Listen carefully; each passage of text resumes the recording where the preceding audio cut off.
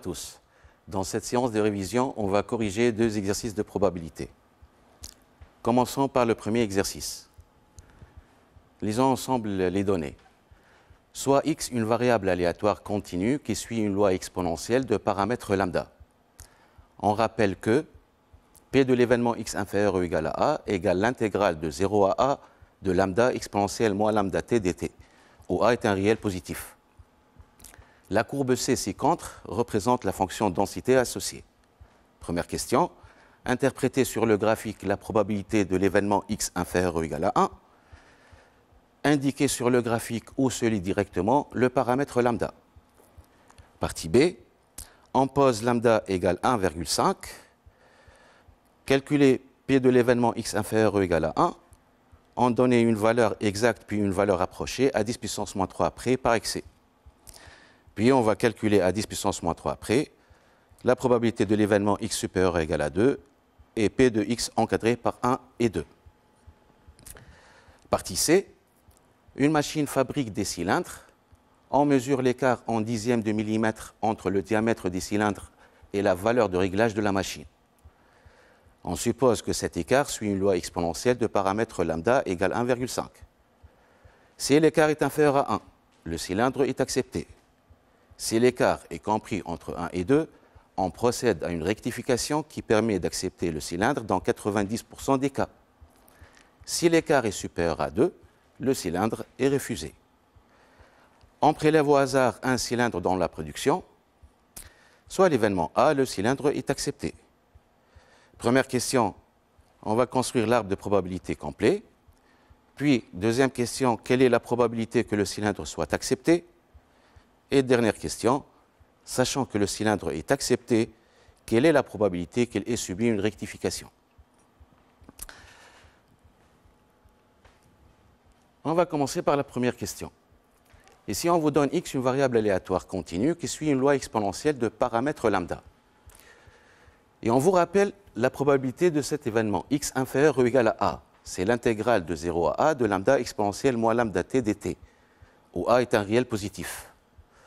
Et on vous donne aussi la courbe C qui représente la densité de probabilité de cette variable aléatoire, qui est la fonction, je vous rappelle, la fonction t associe lambda exponentielle moins lambda t.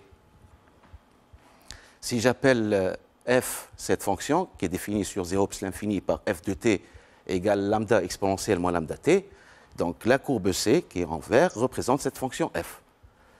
Interpréter sur le graphique la probabilité de l'événement P de x est inférieur ou égal à 1.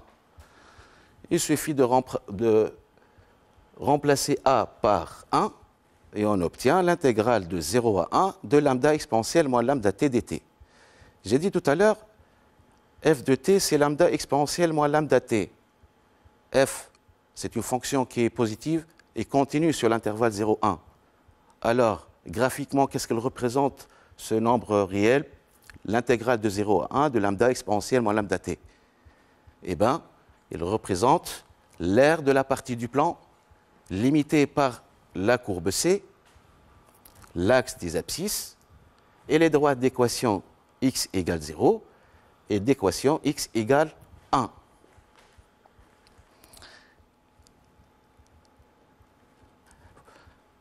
Et puisqu'on vous dit interpréter sur le graphique, il suffit d'assurer cette partie.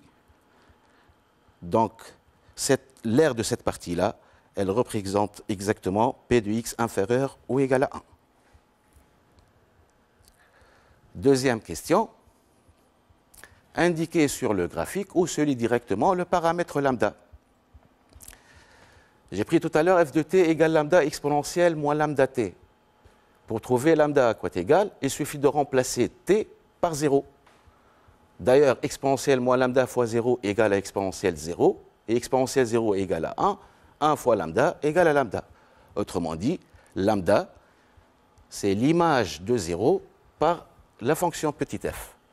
Autrement dit, où se trouve exactement lambda, c'est l'ordonnée de point d'intersection de la courbe avec l'axe des ordonnées, c'est-à-dire le point de la courbe C d'abscisse 0. Et voici où se trouve exactement lambda. Et d'après graphiquement, on trouve lambda égale 1,5. Partie B. Voilà, on prend lambda qui est égal à 1,5. On va calculer trois probabilités. Probabilité de l'événement x inférieur à 1, puis x supérieur ou égal à 2, puis l'événement x encadré par 1 et 2. Avant de les calculer, je vous rappelle une formule de cours. Trois formules pour calculer la probabilité de ces trois types d'événements. Lorsqu'on a x, une variable aléatoire qui suit une loi exponentielle de paramètres lambda. Bien sûr, lambda est un réel qui est strictement positif. Alors, pour tout réel C et D positif, tel que C inférieur à D, P de l'événement x compris entre C et D, autrement dit, c'est P de l'intervalle CD, qui est égal donc exponentielle moins lambda C moins exponentielle moins lambda D. P de x inférieur ou égal à C, ou encore P de l'intervalle 0C, il suffit de remplacer C par 0 et D par C. On obtient exponentielle moins lambda fois 0, c'est-à-dire exponentielle 0 qui est égal à 1, moins exponentielle, on a dit, on remplace D par C, on trouve exponentielle moins lambda C. Et la troisième formule, P de x supérieur ou égal à C, ou encore P de l'intervalle C plus l'infini. Si on reprend la première formule, on laisse C tel qu'il est. On ne peut pas remplacer D par plus l'infini, bien sûr, mais lorsque D tend vers plus l'infini, moins lambda D tend vers moins l'infini, donc l'exponentielle de moins lambda D tend vers 0. Et par suite, ça reste exponentielle moins lambda C. Dans la première question, on va calculer P de x inférieur ou égal à 1. Donc on va utiliser cette deuxième formule. Juste une remarque, c'est vrai, on peut utiliser le rappel qu'on vous donne dès le début de l'exercice. On peut calculer P de x inférieur à 1 à l'aide de cette intégrale. Il suffit qu'on a remplacé a par 1. Et pour calculer cette intégrale, au moyen d'une primitive, on trouve exactement les mêmes résultats que 1 moins exponentielle moins lambda c. Il suffit de remplacer c par 1, et on obtient 1 moins exponentielle moins lambda fois 1. Et comme lambda égale 1,5, donc égale 1 moins exponentielle moins 1,5. Ça, c'est la valeur exacte de cette probabilité. Mais dans l'exercice, on vous demande une valeur approchée à 10 puissance moins 3 près par excès. D'abord, qu'est-ce que ça veut dire, valeur approchée à 10 puissance moins 3 près? C'est-à-dire, on va écrire ce réel sous forme d'un nombre décimal, 3 chiffres après la virgule. En prenant la calculatrice, en calculant ce nombre réel, on trouve est égal, ou bien on va l'encadrer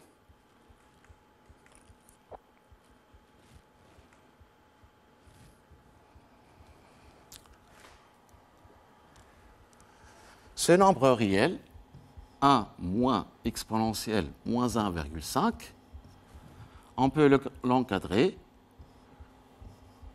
par deux nombres décimaux, 3 chiffres après le virgule, qui est 0,776 et 0,777.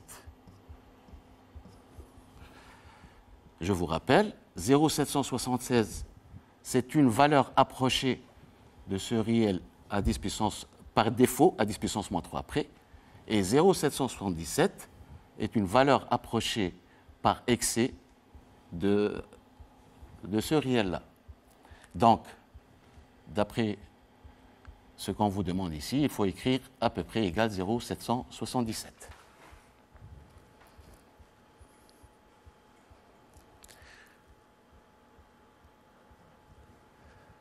Deuxième question, on va calculer aussi à 10 puissance moins 3 près P de l'événement x supérieur à 2, puis P de l'événement x encadré par 1 et 2. Commençons par P de x supérieur égal à 2. D'après les trois propriétés, on va utiliser la dernière. Il suffit de remplacer C par 2. Donc on obtient exponentielle moins lambda fois 2, comme lambda égale 1,5, donc c'est exponentielle moins 3 qui est égale 0,050 à 10 puissance moins 3 près. De même, pour calculer P de x encadré par 1 et 2, on utilise maintenant la première propriété, la première formule. Il suffit d'en remplacer C par 1 et remplacer D par 2. Voilà, donc, et on fait les calculs. C'est exponentielle moins 1,5 moins exponentielle moins 3. Après tout calcul fait, on trouve égal 0,173. Troisième partie, on va relire encore une fois les données. Une machine fabrique des cylindres. On mesure l'écart en dixièmes de millimètre entre le diamètre des cylindres et la valeur de réglage de la machine. On suppose que cet écart suit une loi exponentielle de paramètre lambda qui est égale à 1,5. Déjà, cet écart est une variable aléatoire qui suit une loi exponentielle. Si cette variable aléatoire, si cet écart est inférieur à 1, le cylindre est accepté.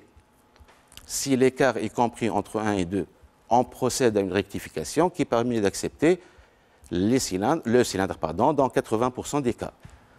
Si l'écart est supérieur à 2, le cylindre est refusé. On prélève au hasard un cylindre dans la production et soit l'événement A, le cylindre est accepté. On va construire l'arbre de probabilité complet de cet exercice et tout à l'heure, on va calculer P de A. D'abord, une première remarque. Le cylindre A, pour qu'il soit réalisé, il est conditionné par d'autres événements. Il est conditionné par 3 événements. Si j'appelle X l'écart X inférieur à 1, c'est le premier événement. Dans ce cas, le cylindre est accepté. X compris entre 1 et 2, le deuxième événement. Dans ce cas, le cylindre est accepté dans 80% des cas. Et si l'écart est supérieur à 2, si X supérieur à 2, le cylindre est refusé. Déjà, les 3 événements, X inférieur à 1, X encadré par 1 et 2, et X supérieur à 2, sont les événements qu'on a vus déjà dans la partie B, et on a déjà calculé leur probabilité. Donc, pour construire l'arbre de probabilité, on a ces 3 événements, X inférieur à 1, X encadré par 1 et 2, et X supérieur à 2. Si l'écart est inférieur à 1, d'après les données, le cylindre est accepté, c'est-à-dire l'événement A est toujours réalisé. Si l'écart entre 1 et 2, ici, 80% des cas que le cylindre soit accepté, c'est-à-dire il peut être accepté comme il ne peut pas être accepté. L'événement A est réalisé ou il n'est pas réalisé, donc c'est A bar. A bar, c'est le contraire de l'événement A. Et dans le cas où l'écart est supérieur ou égal à 2, donc le cylindre n'est pas accepté, il est refusé, donc c'est l'événement A bar. On n'a pas encore fini, on vous demande de construire l'arbre de probabilité complet. Donc, il faut compléter cet arbre en écrivant les probabilités sur toutes les branches qui se trouvent dans cet arbre. Je vous rappelle que ces 3 premières branches, ça représente les probabilités des événements, c'est-à-dire c'est P de x inférieur ou égal à 1, P de x encadré par 1 et 2, et P de x supérieur à 2. P de x inférieur à 1, on a déjà calculé dans la partie B, qui est égale donc 0,777. P de x encadré par 1 et 2, c'est 0,173. Et P de x supérieur à 2, c'est 0,050. Les 4 autres branches ici, ça représente quoi? Ça représente des probabilités conditionnelles. Par exemple, P de A, sachant l'événement x inférieur ou égal à 1. Et comme lorsque l'écart est inférieur ou égal à 1, toujours le cylindre est accepté, c'est-à-dire c'est l'événement certain, donc sa probabilité est égale à 1.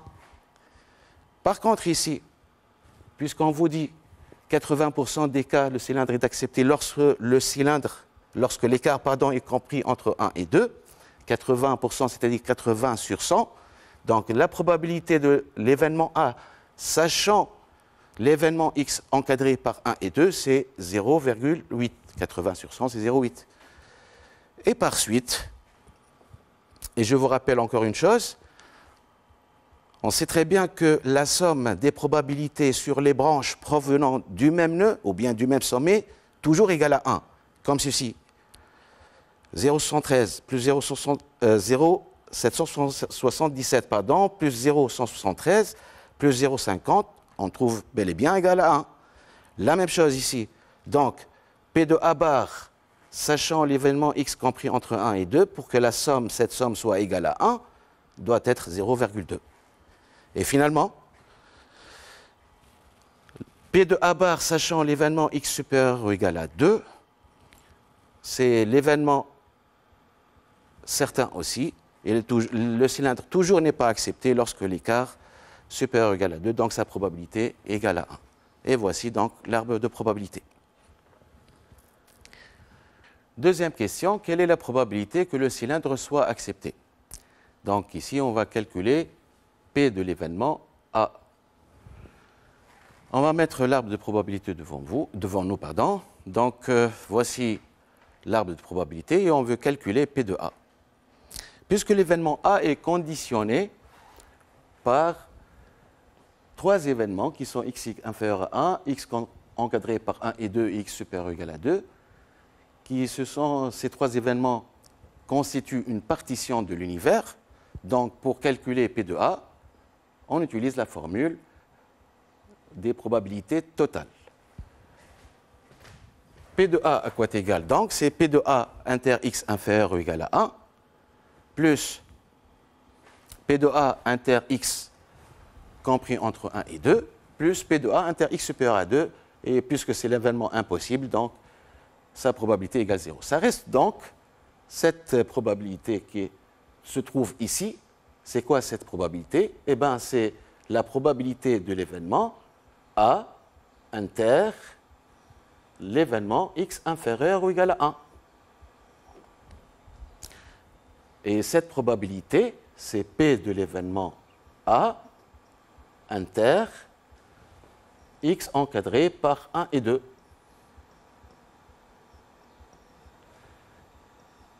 Et on fait la somme. C'est-à-dire, on va obtenir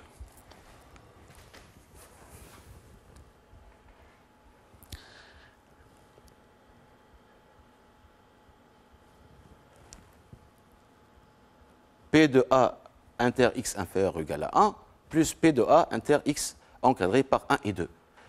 Et chaque probabilité, on va la calculer à l'aide du principe de probabilité composée, c'est-à-dire c'est le produit de ces deux probabilités.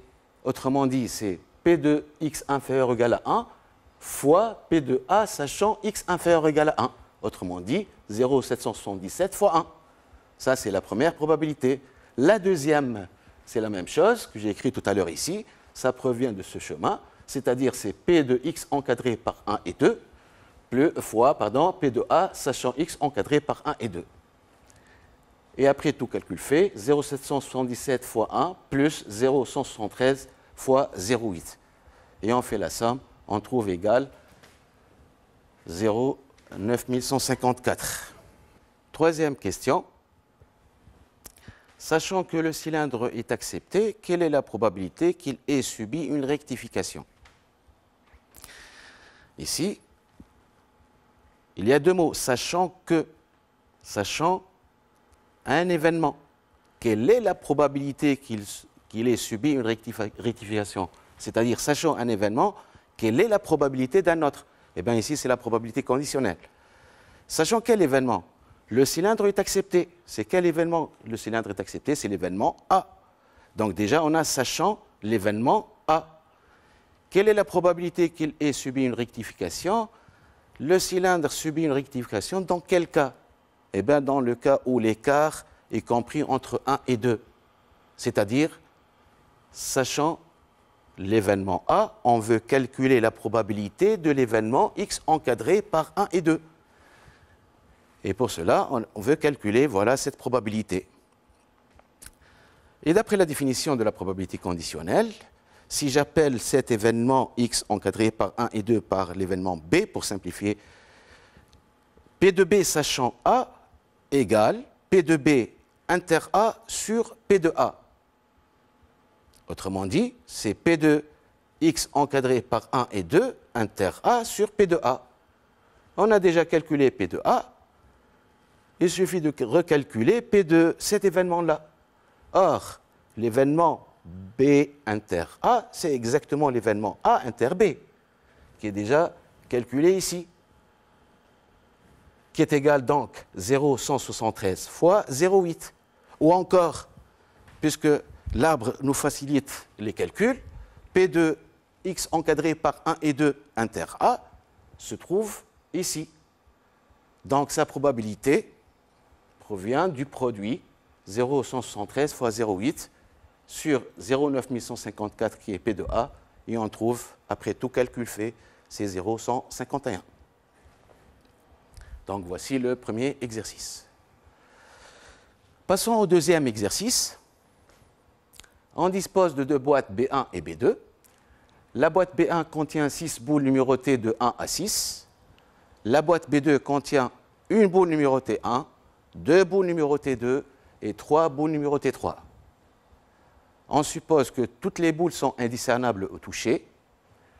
Première question, on tire une boule de chaque boîte. On va déterminer la probabilité de chacun des événements suivants. L'événement A, obtenir 2 boules portant un numéro pair. L'événement B, obtenir une seule boule portant un numéro pair.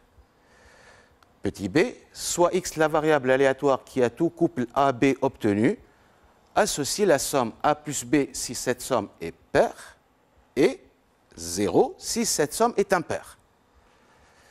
On vous rappelle, A c'est le numéro de la boule tirée de B1 et B c'est le numéro de la boule tirée de B2. On va déterminer la loi de probabilité du x, puis on va définir sa fonction de répartition et on va la représenter. Deuxième question, on répète l'épreuve précédente 4 fois de suite en remettant les boules dans leurs boîtes respectives. Maintenant, soit y, une autre variable aléatoire qui prend pour valeur le nombre d'épreuves donnant 2 boules portant un numéro pair. On va donner la loi de probabilité du y et on va calculer son espérance mathématique et sa variance. Commençons par la première question. Voici les deux boîtes. Regardez bien leur contenu exactement.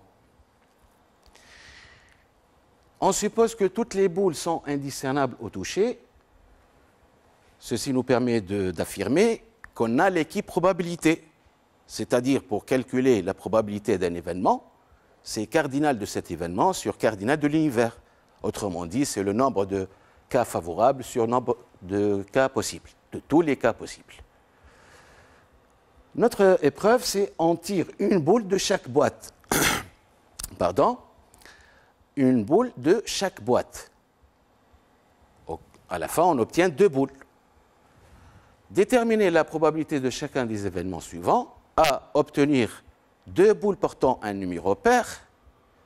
B, obtenir une seule boule portant un numéro pair. Et comme vous remarquez ici, on s'intéresse à la pariété du numéro tiré de 2 boîtes. C'est pour cela, les 2 boîtes B1 et B2 peuvent être reconstituées, leur contenu est reconstitué de cette forme-là.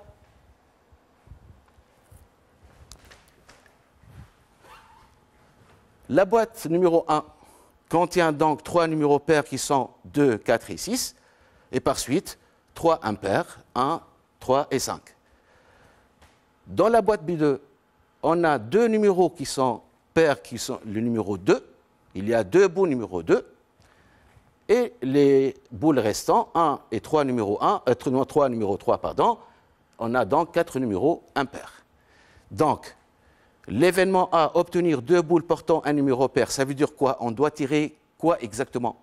On doit tirer un numéro pair de B1 et un numéro pair de B2. Voilà. Donc P de A. Pour calculer P de A, on calcule la probabilité de chaque numéro tiré, puisqu'on a et on va multiplier les probabilités.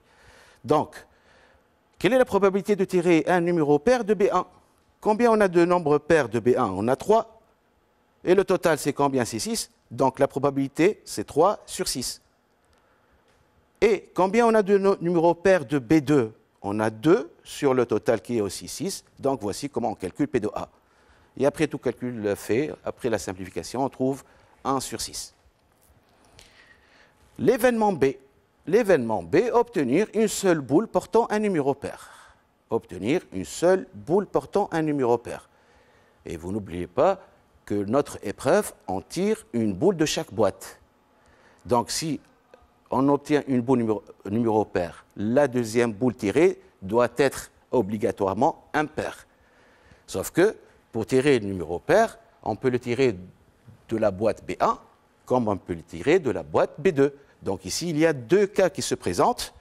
L'événement B, ou bien paire de B1, donc automatiquement il doit être impair de la boîte B2, ou le deuxième cas, impair de B1 et par suite paire de B2. Et pour calculer donc la probabilité, paire de B1. Combien on a de paires dans la boîte numéro 1?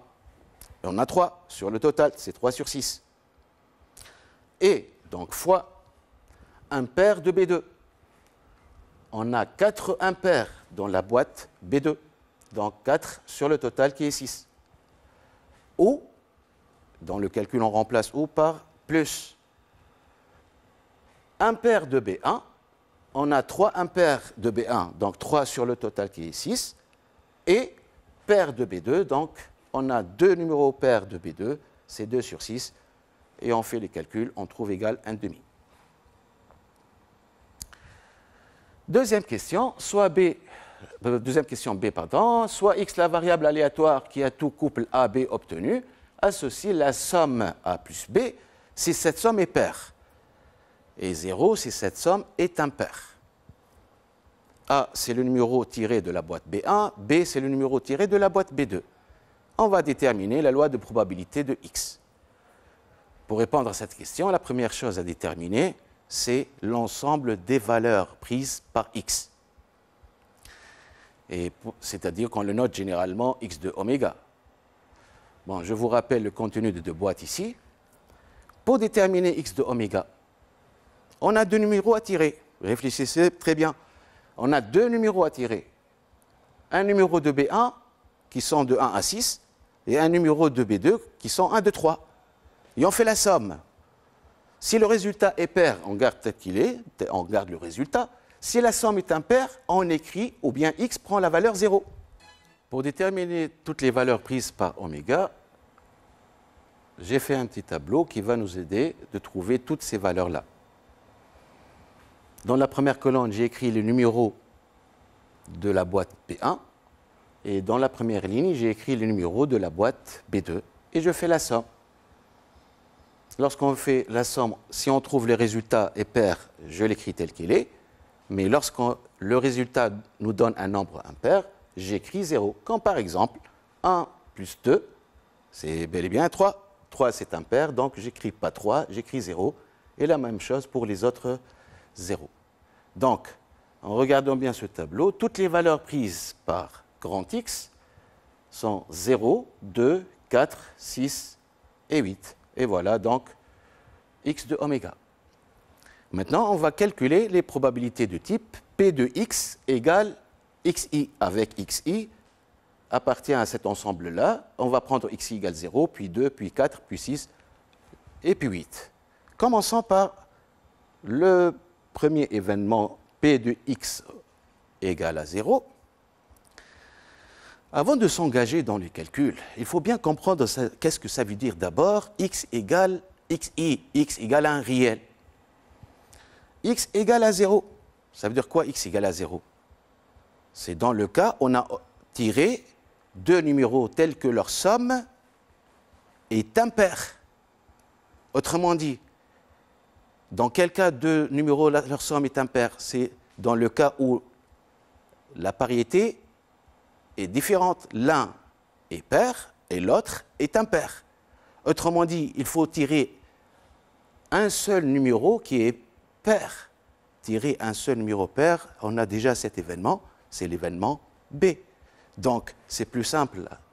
On obtient P de l'événement B qui est déjà calculé, qui est égal à 1,5. Bon, j'ai écrit 18 sur 36, je vais expliquer ça tout à l'heure. Pourquoi j'écris sur 36. P de l'événement, x égale à 1. X égale à 2, pardon. Qu'est-ce que ça veut dire x égale à 2? Dans quel cas la somme de deux numéros nous donne 2 dans ce cas-là? Même d'après ce tableau, il y a un seul cas, c'est lorsqu'on a tiré un numéro 1 de B1 et un numéro 1 de B2. C'est P de l'événement 1, 1, qui est égal. On a un seul numéro 1 de B1, un seul numéro 1 de B2, donc 1 sur 6 fois 1 sur 6, qui est égal donc 1 sur 36. P de x est égal à 4 maintenant. Dans quel cas la somme des deux numéros nous donne égal à 4. Voici, il y a 3 numéros 4 ici. C'est-à-dire il y a 3 cas. Ou bien on a tiré numéro 3 de la première boîte B1 et numéro 1 de B2. Ou bien 2 de B1 et 2 de B2. Ou bien 1 de la boîte B1 et 3 de B2. Donc on obtient ces 3 cas possibles qu'on va calculer leur probabilité. P de 1, 3. Probabilité de tirer numéro 1 de la boîte B1, on a un seul numéro 1 sur le total qui est 1 sur 6, fois la probabilité de tirer numéro 3 de B2. Dans la boîte B2, on a 3 numéros 3, donc 3 sur le total qui est 3 sur 6, donc on obtient 1 sur 6 fois 3 sur 6, plus la probabilité de deuxième couple 2, 2. Numéro 2, il y a un seul dans la boîte B1. Par contre, dans la boîte B2, on a 2, c'est-à-dire 1 sur 6 fois 2 sur 6. Et P de couple 3, 1, on a un seul numéro 3 dans la boîte B1 et un seul numéro 1 dans la boîte B2, donc c'est 1 sur 6 fois 1 sur 6. Et on fait les calculs, on nous trouve égal 1 sur 6. La même chose pour l'événement P de x égale à 6, c'est le même travail, il y a 3 cas. Ou bien on tire 2 numéro 3 de chaque boîte, ou bien 4 de B1 et 2 de B2, ou bien 5 de B1 et 1 de B2. C'est le même travail que tout à l'heure, que celui-là. Les mêmes calculs, on obtient aussi 1 sur 6. Et finalement, P de x égale à 8. Il y a 2 cas possibles. Ou bien on tire numéro 6 de B1 et numéro 2 de B2, ou bien 5 de B1 et 3 de B2. Les calculs sont pareils pour calculer les probabilités. Je vous laisse l'occasion de vérifier ça tout seul.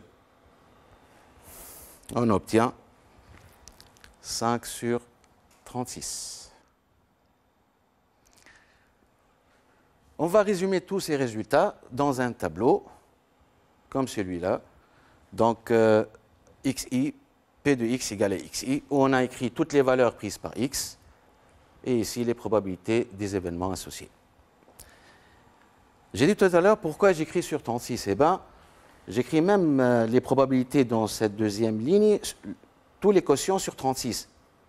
Je vous rappelle bien qu'il faut que la somme de toutes les probabilités doit être égale à 1. Donc, une petite vérification, si on fait la somme, il suffit d'additionner les numérateurs. 18 plus 1 plus 6 plus 6 plus 5, ça nous donne 36. 36 sur 36 est égal à 1. Et voici donc la loi de probabilité de x. Maintenant, on va définir la fonction de répartition de x et on va la représenter. On va définir d'abord la fonction de répartition x. Je vous rappelle le tableau. Pas définition. C'est quoi la fonction de répartition de la variable grand X qu'on appelle généralement grand F? Grand F de X, c'est une fonction définie sur R et à valeur dans 0, 1, définie par P de l'événement grand X inférieur ou égal à petit x. On n'a pas encore terminé, il faut la définir plus exactement. Eh bien, je vous rappelle une propriété qu'on a vue dans le cours.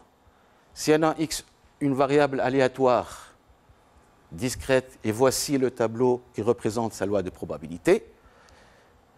N'oubliez pas ici, c'est important, il faut que les valeurs prises par grand X sont rangées dans l'ordre croissant, du plus petit vers le plus grand. Alors, grand F de X égale, je vais expliquer un petit peu cette expression de grand F de X. Puisque grand F est défini sur R, c'est-à-dire sur l'intervalle moins l'infini plus l'infini. On va partager l'intervalle R sur plusieurs intervalles. Le premier, c'est moins l'infini jusqu'à x1, où x1 est la plus petite valeur prise par grand X. Ensuite, l'intervalle x1, x2, x2, x3, x3, x4, jusqu'à dernier intervalle, et ainsi de suite, jusqu'à dernier intervalle qui est xn plus l'infini, où xn, c'est la plus grande valeur prise par grand X. Sur le premier intervalle, grand F de X est toujours nul. Sur le deuxième intervalle, grand F de X est égal à la première probabilité, P1. Sur le troisième, cette probabilité P1, on l'ajoute la probabilité suivante qui est P2, donc P1 plus P2. Sur l'intervalle suivant, le dernier résultat, P1 plus P2, on ajoute la probabilité suivante qui est plus 3, et ainsi de suite, jusqu'à dernier intervalle, on fait la somme de toutes les probabilités, c'est une probabilité cumulée, on fait la somme de toutes les probabilités, on trouve égal à 1. Voilà. Juste, j'ai oublié quelque chose. Pour les intervalles, le premier intervalle, c'est toujours ouvert, le dernier, c'est toujours fermé, sauf que les autres intervalles, ce sont des intervalles semi-ouverts à droite. On va appliquer ça dans notre exemple. Donc, je vais commencer par les intervalles d'abord. Le premier intervalle, donc, on a dit moins l'infini jusqu'à la plus petite valeur prise par grand X qui est égale à 0 ici. Donc, c'est moins l'infini, 0. L'intervalle suivant, c'est 0, 2, puis 2, 4, 4, 6, 6, 8, et 8 plus l'infini. J'ai dit tout à l'heure, grand F de X égale toujours 0 sur l'intervalle, le premier intervalle. Sur le deuxième intervalle, je prends la première probabilité, qui est 18 sur 36. Ce résultat, on ajoute la probabilité d'après qui est 1 sur 36. On fait la somme rapidement, c'est 19 sur 36. On ajoute 6 sur 36, on obtient 25 sur 36. Encore une fois, on ajoute 6 sur 36, on obtient 31 sur 36. Et finalement, si on fait la somme avec 5 sur 36, on obtient 1. Et voici comment définir la fonction de répartition dans ce cas-là. Pour représenter cette fonction, je vais la réécrire encore une fois. Je vous rappelle que cette fonction f est une fonction affine par intervalle. Plus précisément, les restrictions de cette fonction sur chacun de ces intervalles est une fonction constante. Donc, la courbe représentative de cette fonction sera la réunion de deux demi-droites et de segments, plusieurs segments bien sûr. Pour mieux comprendre ça, voici la représentation graphique de grand F que je vais expliquer.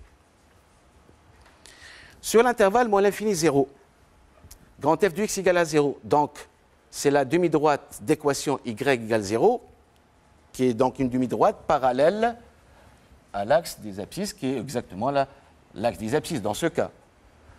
Et attention, puisque 0 ici, il est ouvert en 0, c'est-à-dire le point de coordonnées 0, 0, n'appartient pas à cette représentation graphique. C'est pour cela on trace un petit arc ou bien un demi-cercle pour dire que le point O de coordonnées 0, 0 n'appartient pas à cette représentation graphique.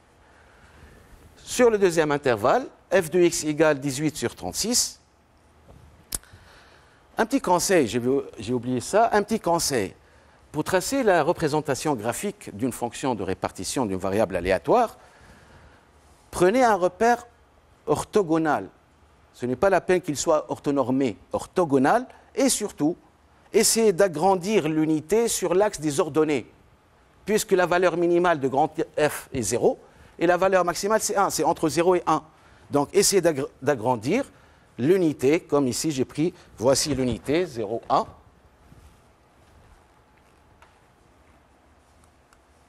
Voilà. Et puisque j'ai les valeurs ici sur 36, j'ai partagé cette unité 0,1 par 36. Par exemple, un titre d'exemple, chaque 2 mm, 1 sur 36. Donc 1 sur 36, 2 sur 36, jusqu'à 36 sur 36 égale à 1. Et ça vous simplifie le traçage de cette représentation. Donc sur le deuxième intervalle, 18 sur 36, c'est-à-dire un demi, voilà un demi, et je trace uniquement un segment sur l'intervalle 0, 2. La même remarque que tout à l'heure, puisque c'est ouvert en deux, donc le point de coordonnée 2, 18 sur 36 n'appartient pas à ce segment plutôt.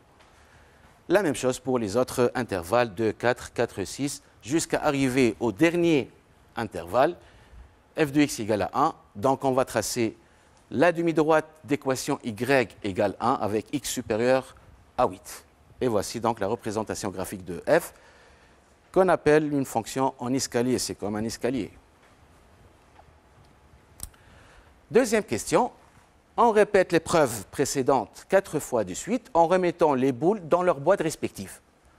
Soit y, la variable aléatoire qui prend pour valeur le nombre d'épreuves donnant deux boules portant un numéro pair. Donnez la loi de probabilité de y. On va relire les données encore une fois. Y, c'est quoi? C'est une variable aléatoire qui prend pour valeur le nombre d'épreuves donnant deux boules portant un numéro pair. Obtenir deux boules portant un numéro pair, on le sait très bien, c'est l'événement A. Donc, si je relis cette phrase, y est la variable aléatoire qui compte le nombre d'épreuves où A est réalisé. Et comme on répète l'expérience, cette épreuve, on la répète 4 fois de suite et de façon indépendante. Pourquoi de façon? Parce qu'en remettant les boules dans leurs boîtes respectives. Donc, il s'agit bel et bien ici d'un schéma de Bernoulli. Et par suite, la loi de probabilité de y, c'est la loi binomiale. Et lorsqu'on parle de loi binomiale, il faut préciser toujours les deux paramètres, ces deux paramètres qui sont n, c'est le nombre de répétitions de l'épreuve de Bernoulli, qui est égal ici 4, puisqu'on répète 4 fois. Et le deuxième paramètre, c'est P. P, c'est la probabilité de l'événement qu'on a appelé au cours le succès, l'événement S. Qui est, dans ce cas, c'est l'événement, j'ai dit tout à l'heure, l'événement A. Donc P, c'est la probabilité de l'événement A, qui est déjà calculée dans la première partie, est égale donc 1 sur 6. Et pour cela, on va écrire notre fameuse formule. P de y égale à k. Bon, c'est une propriété à retenir d'ailleurs.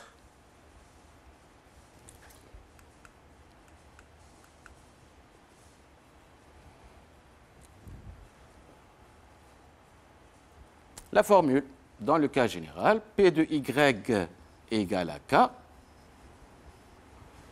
égale CNK, c'est combinaison, CNK P à la puissance k fois 1 moins P à la puissance n moins k. N moins k. Avec k appartient à l'ensemble 0, 1, 2 jusqu'à n. Donc c'est une formule à retenir dans le cas où on a une loi de probabilité, loi binomiale. On applique cette formule. Il suffit de remplacer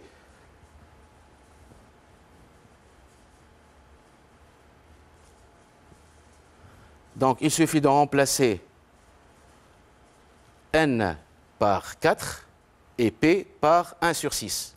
Donc voilà pourquoi on obtient C4K. P, on a dit c'est 1 sur 6 à la puissance K.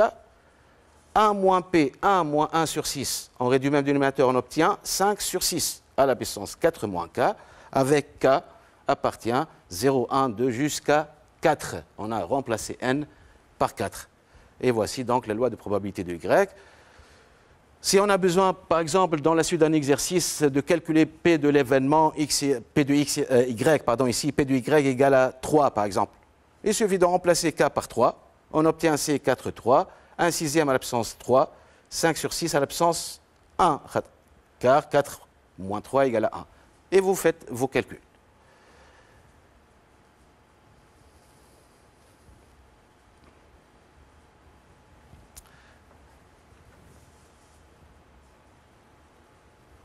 Dernière question.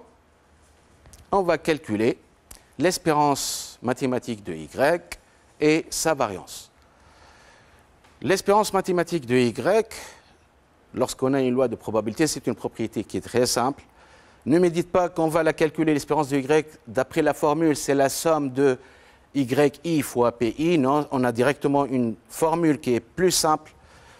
L'espérance de Y égale N fois P, c'est le produit des deux paramètres. On a N, on a P, il suffit de calculer. On trouve égal 2 tiers. Et finalement, la variance de Y, c'est la même chose. C'est une propriété N fois P, facteur de 1 moins P. Ça, c'est dans le cas où on a une loi binomiale qui est égale, on a N fois P qui est égal à 2 tiers, 1 moins P, 1 moins 1 sur 6, c'est-à-dire 5 sur 6. Et après tout calcul fait, on trouve égal 5 sur 9. Voici notre exercice. Merci de votre attention et je vous souhaite la réussite.